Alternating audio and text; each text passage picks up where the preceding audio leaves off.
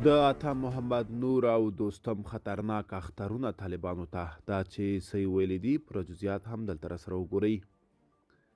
عطا محمد نور د مطبوعاتي شهرت لپاره افغانستان کې جنگ مخالف یو.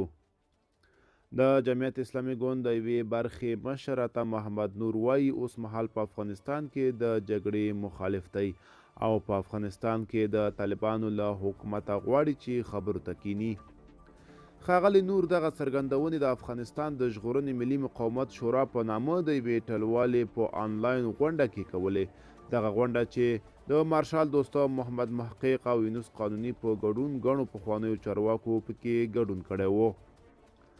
عطا محمد نور چې د دغې شورا د رهبرۍ غړی دی وایي نه غواړو د مطبوعاتي شهرت لپاره جګړه وکړو. د نوموړي په ټکو جګړه هغه وخت ګټه کوي چې مدیریت یې وکړی شو. خو ښاغلی نور دا هم وایي د هغو ډلو ستاینه کوي چې ځینې وخت په افغانستان کې دننه د بریدونو ریپورټونه ورکوي. نوموړي په خپلو څرګندونو کې پر امریکا هم توندې نیوکې وکړې چې د په وینا له طالبانو سره په خبرو کې صادقه نه ده. هغه امریکا تورنه کړه چې له د طالبانو له حکومت سره په ښکیلتیا کې دروغ وایي.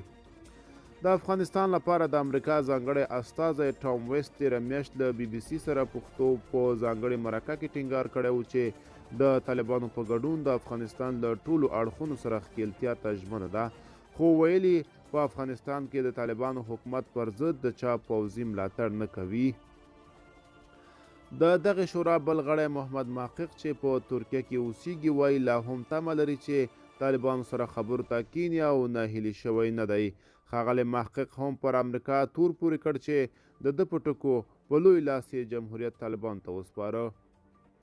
د طالبان د حکومت ویان ذبیح الله مجاهد 2 ورځې وړاندې له بي بي سي سره په مرکه کې ویلي وو پخواني جهادي او قومي مشران افغانستان ته ستنېدلی شي خو په سیاست او حکومت کې برخه نه ورکوي.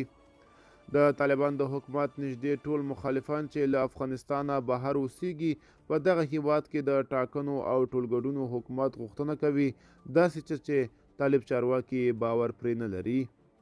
د افغانستان د ژغورنې ملي مقاومت شورا په نامه د ټولوالې آنلاین غونډې کې پخواني لومړي مرستیال او د ملي جنبش ګوند مشر مارشال دوستم هم خبرې وکړې.